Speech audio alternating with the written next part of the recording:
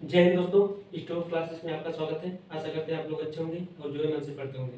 देखिए, ये जो जीवन है संघर्ष से भरा हुआ है, इसलिए आप संघर्ष के साथ कदम से कदम बढ़ा करके चलिए, तभी जा करके आपको सफलता मिलेगी। ठीक है, नहीं तो आप जो है ज़िंदगी में भी पीछे रह जाएंगे और पढ़ाई में भी पीछे रह जाएंगे अगर मन से नहीं पढ़ेंगे। ठीक, इसलिए जो है इस बार 100 के पार, इस बार जो है हमें इतिहास रचना है। नेवर गिव अप, हार कभी मत मानो। ठीक, हार तो बिल्कुल मत मानो कभी, क्योंकि ये जो ज़िंदगी है कठिनाइयों से भरा हुआ है। अगर इसे आसान भाषा में आसान करना चाहते हैं तो उस कठिनाइयों से मतलब सामना करना पड़ेगा। ठीक है, जो चुनौतियाँ आती हैं आपके जीवन में उससे सामना करना पड़ेगा। ठीक, तो इसलिए नेवर गिव अप, हार कभी मत मानिए। ठीक, तो चलिए टॉपिक पे आते हैं। देखिए, हम लोग पढ़ रहे थे टिश्यू, जिसे हिंदी में ऊतक कहते हैं। अब आपके मन में एक क्वेश्चन उठ रहा होगा कि ऊतक क्या होता है या फिर टिश्यू क्या है।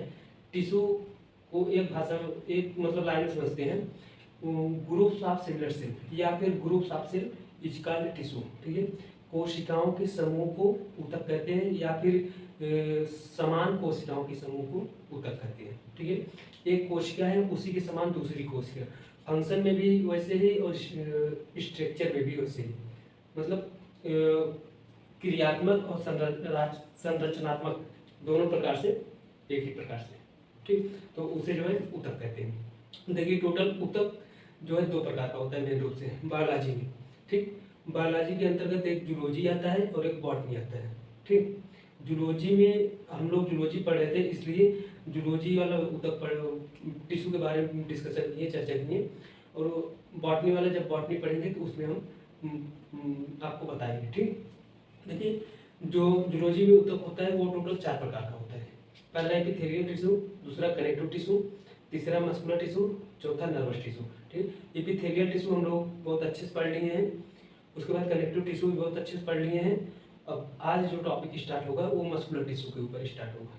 ठीक, अगर ये सब वीडियो अगर आप नहीं देखे हैं तो इस चैनल पे अपलोड है, आप जा करके देख सकते हैं या फिर उसका लिंक डिस्क्रिप्शन बॉक्स में दे देंगे, वहाँ से आप विजिट करके देख सकते हैं। ठीक, तो आप वो देखेंगे तब जा करके आपको ये समझ में आएगा। तो चलिए टॉपिक स्टार्ट करते हैं। देखिए, जो मस्कुलर टिश्यू होता है जिसे हिंदी में पेशी ऊतक कहते हैं।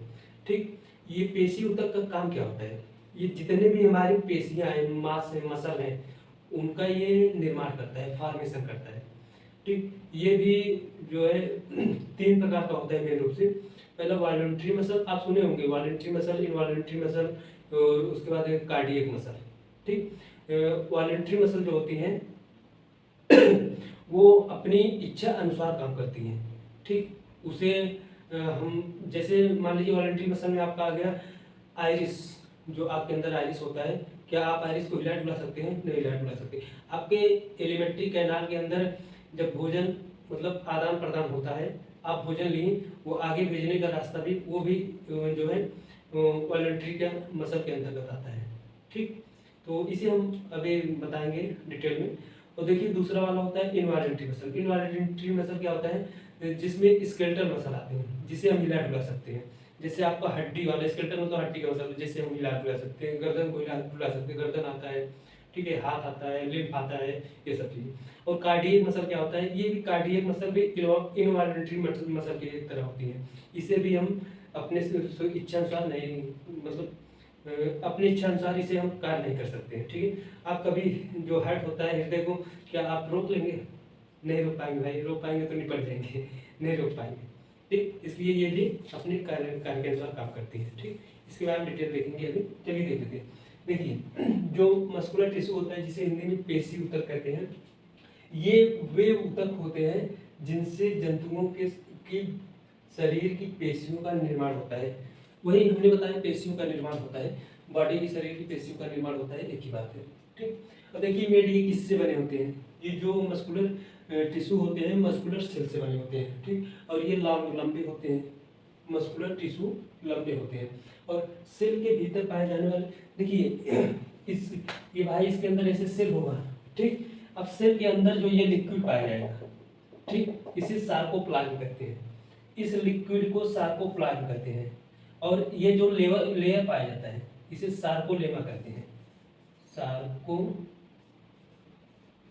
सर्कोलेमा, और इसे ये जो लिक्विड पाया जाएगा इसे सार्कोप्लाज्म,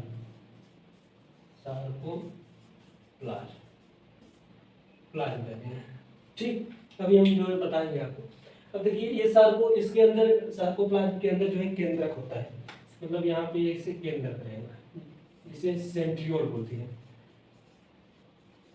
सेंट्रियोल या फिर केंद्रक, सेंटर, चाहे जो भी कह सकते हैं। एनिमल के बॉडी में जितने भी जंतु होते हैं उनके शरीर में आर्गन में मूवमेंट कराते हैं, जितने आर्गन होते हैं उनके मूवमेंट कराते हैं, और मस्कुलर टिश्यू के कारण ही होता है, मतलब वही मूवमेंट कराते हैं। या फिर ऐसे भी कह सकते हैं कि भैया जितने भी मूवमेंट होते हैं एनिमल जंतुओं के बॉडी में या फिर एनिमल के बॉडी में, वो मूवमेंट किसके द्वारा होता है? मस्कुलर टिश्यू के द्वारा होता है। ठीक, अब देखिए टोटल 3 प्रकार के होते हैं, स्मूथ मसल, वॉलंटरी मसल और कार्डियक मसल। यही स्मूथ मसल को भी हम इनवॉलंटरी मसल कहते हैं। ठीक, अभी एक एक नाम हो उससे हम जो है देखते हैं, तो एक एक करके चलिए हम पढ़ते हैं। तो पहले आप एक स्क्रीनशॉट ले लीजिए। सबसे पहले हम जो है स्मूथ मसल के बारे में पढ़ेंगे। ठीक, स्क्रीनशॉट ले लीजिए। स्मूथ मसल को ही जो है अनस्ट्रिक्टेड मसल भी कहते हैं और इनवॉलंटरी मसल भी कहते हैं। ठीक है, इनवॉलंटरी मसल। ठीक, हिंदी में इसे जो है अरेखित या फिर अनैच्छिक पेशी। ठीक, अनैच्छिक मतलब ये ऐच्छिक, ऐच्छिक का मतलब होता है इच्छा अनुसार, अनैच्छिक मतलब होता है ये इच्छा अनुसार नहीं काम करती है, मतलब हम जो इच्छा प्रकट करेंगे उसके अनुसार ये काम नहीं करती है। ठीक, चलिए एक एक पार्ट इसका देख लेते हैं। देखिए इसका ये जो है फिगर होता है, ऐसे फिगर रहता है, मतलब लंबा लंबा होता है। ठीक, लॉन्ग। अब देखिए फाउंड कहाँ कहाँ पाया जाता है? आइरिस, जो आई होता है, आई के अंदर जो आइरिस होता है उसमें पाया जाता है। टेस्टिस, जो मेल का टेस्टिस होता है, जिसे अंडाशय वो विसर्ग बोलते हैं, विसर्ग, उसमें ये पाया जाता है। और वास डिफरेंशिया, ये टेस्टिस का जो नली होता है उसे वास डिफरेंशिया कहते हैं, उसमें पाया जाता है। ठीक, ये मसल। और यूरिनरी डक्ट, जो यूरिनरी डक्ट होता है, मूत्राशय नली, उसमें पाया जाता है। यूरिनरी ब्लैडर, जहाँ मूत्राशय जो होता है जहाँ पे इकट्ठा होता है उसमें पाया जाता है। एंड ब्लड वेसल्स, जितने भी ब्लड वेसल्स होते हैं, रक्त नलियाँ, ठीक है, रक्त वाहिनियाँ या फिर नलियाँ, उसमें पाए जाते हैं। ठीक, अब देखिए इसका जो शेप होता है कौन सा शेप होता है? Splendor shape. स्प्लेंडर शेप देखिए दिख रहा है ना, स्प्लेंडर शेप इसका शेप होता है। ठीक, अब देखिए प्रचुर मात्रा में साइटोप्लाज्म एंड 1 सेंट्रियोल पाया जाता है। प्रचुर मात्रा में साइटोप्लाज्म, जिसे हिंदी में जीवद्रव्य कहते हैं, साइटोप्लाज्म को जीवद्रव्य कहते हैं, और सेंट्रियोल केंद्रक। ठीक है, ये देखिए इसके अंदर ऐसे पूरा जो है साइटोप्लाज्म भरा रहेगा, ये सब साइटोप्लाज्म, और ये जो आपका ये हम बोला कि ये सेंट्रियोल है, सेंट्रियोल या फिर केंद्रक। ठीक है, ये प्रचुर मात्रा में पाया जाता है। तो ये स्मूथ मसल जंतुओं के इच्छाधीन नहीं होते हैं, मतलब इच्छाधीन अगर होते तो हम अपनी इच्छा अनुसार काम करवा सकते थे, लेकिन इच्छाधीन नहीं होते हैं, यहाँ पे बोला कर दिए नहीं होते, मतलब हम अपने इच्छा अनुसार काम नहीं करवा सकते।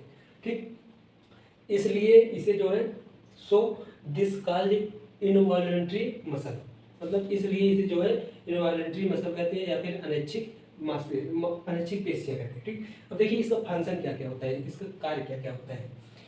मूवमेंट कराता है। ठीक है, किसी चीज को मूवमेंट कर, अब आपका जो आइरिस है इसे आप घुमाएंगे चारों तरफ, उसका मूवमेंट कराता है। ठीक, तो देखिए वो मूवमेंट कराता है। और लोकोमोशन मतलब चलाने फिराने मदद करता है, चलने फिरने में मदद करता है। ठीक, ये मसल। और देखिए फेशियल एक्सप्रेशन, जो आपका चेहरे का एक्सप्रेशन होता है इसी मसल के द्वारा होता है। ठीक, और प्रोड्यूस हीट को प्रोड्यूस करता है, निकालता है। और पेरिस्टालाइसिस क्या होता है? पेरिस्टालाइसिस जब हम भोजन लेते हैं तो वो जब छोटी आंत वो मतलब आमाशय में जाता है। ठीक है, आमाशय जिसे हम स्टोमक कहते हैं, स्टोमक के बाद लार्ज इंटेस्टाइन जाता है, तो उसमें पेरिस्टालाइसिस होता है, ऐसे ऐसे। ठीक, ऐसे ऐसे पेरिस्टालाइसिस होता है, तो उसी को पेरिस्टालाइसिस कहते हैं, उसमें यही मसल मदद करते हैं। ठीक, ये जो है आपका स्मूथ मसल हो गया है। अब आगे देखेंगे वॉलंटरी मसल। वॉलंटरी मसल कौन कौन सी होती है, ऐच्छिक पेशियां। ठीक, आप एक स्क्रीनशॉट ले लीजिए तब तक। तो चलिए दूसरा वाला देख लेते हैं, जिसे स्ट्रिप्टेड या फिर स्केलेटल या वॉलंटरी मसल कहते हैं। ठीक है, इसके पहले वाला क्या कहते थे, अनस्क्रिप्टेड, अनस्क्रिप्टेड या फिर इनवॉलंटरी मसल। ठीक, ये बोलते थे नाम। ठीक, देखिए इसको हिंदी में कहते हैं रेखित, रेखित या फिर ऐच्छिक पेशियां। ऐच्छिक पेशियां मतलब जो अपनी इच्छा अनुसार काम कर सकते हैं। ठीक, हम जैसे चाहें वैसे काम करा सकते हैं।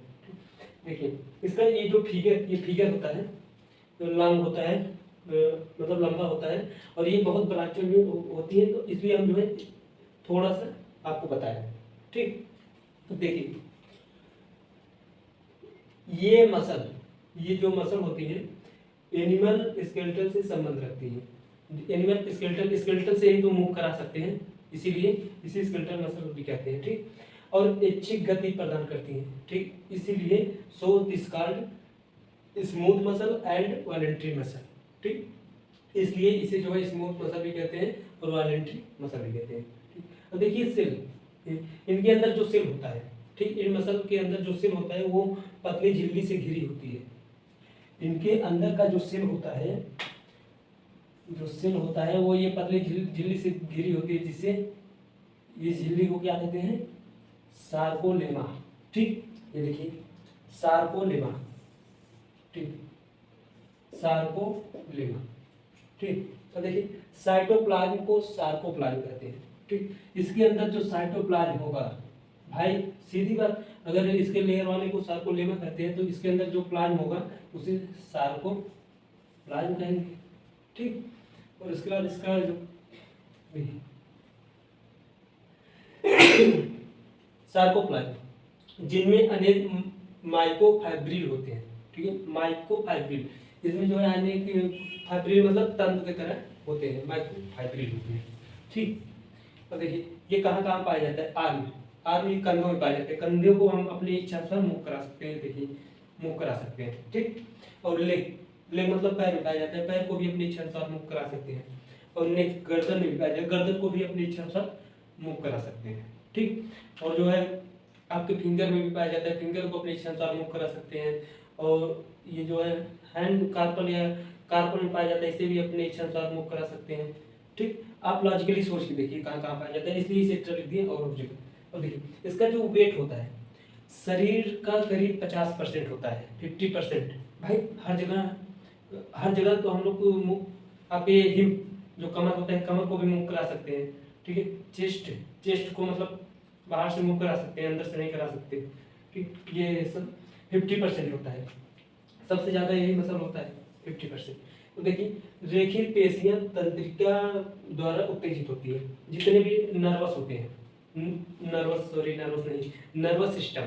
ठीक है, तंत्रिका जिसे बोलते हैं, उसी से स्टिमुलेट होती है, मतलब उत्तेजित होती है। ठीक, ये समझ आ गया। अब चलिए तीसरा लास्ट देख लेते हैं, कार्डियक मसल, तब तक आप एक स्क्रीनशॉट ले लीजिए। तो चलिए तीसरा और लास्ट देख लेते हैं, जिसे कार्डियक या फिर हार्ट मसल कहते हैं, जिसे हिंदी में हृदय पेशी कहते हैं। ठीक है, इसका जो स्ट्रक्चर होता है ऐसे होता है, हमने थोड़ा सा काट के जो है रखा है, और बाकी बहुत विशाल इसका स्ट्रक्चर होता है। ठीक, ये जहाँ जहाँ पे इसके जोड़ पाए जाते हैं, ये एक प्रकार का डिस्क होता है। ठीक है, डिस्क जो कहते हैं जहाँ जहाँ पे जोड़ होता है, ठीक, डिस्क कहते हैं। तो चलिए इसमें जो है केंद्रक युक्त, केंद्रक मतलब होती है केंद्रक युक्त, और इसका जो सेल होता है, ठीक, इसका जो सेल होता है वो, ये जो लेयर होता है सेल का बाहरी लेयर, उसे सार्कोलेमा कहते हैं, और इसके अंदर वाला जो प्लाज्म होता है उसे सार्कोप्लाज्म कहते हैं। ठीक है, इसे सार्कोलेमा और इसे सार्कोप्लाज्म। ठीक, तो चलिए इसका एक एक पॉइंट देख लेते हैं। इस प्रकार की मसल से हृदय की वॉल बनती है। ठीक है, ये जो कार्डियक या फिर हार्ट मसल होती है, इस प्रकार की मसल से हृदय की वॉल, वॉल मतलब वही बाहरी लेयर बनता है।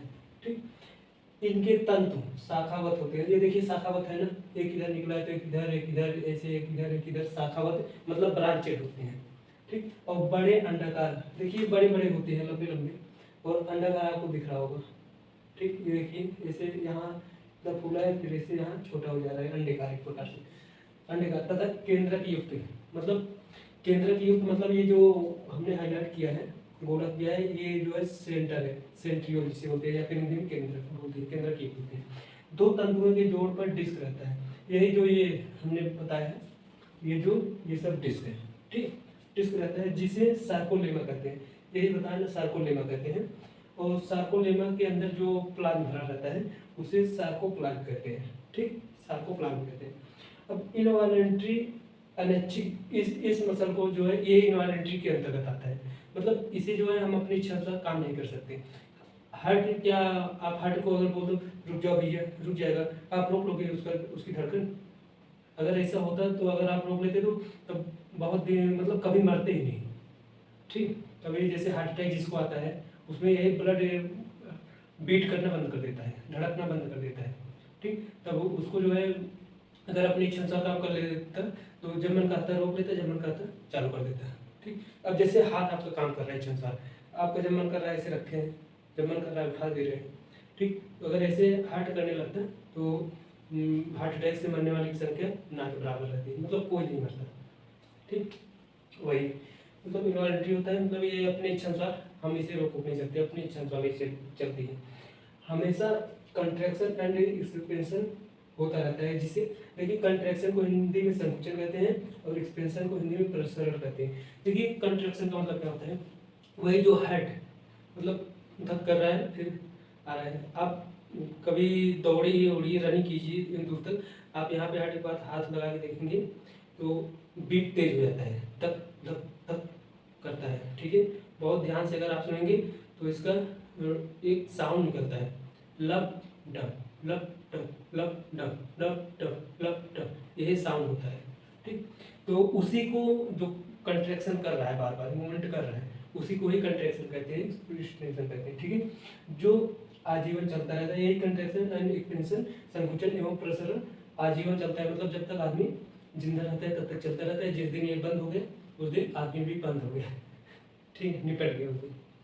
जिसके कारण हार्ट में ब्लड बॉडी के विभिन्न भागों में पहुंचता है, यही कंट्रैक्शन के ही कारण जो है बॉडी पूरे शरीर में ब्लड पहुंचता है, ठीक। ये समझ में आ गया।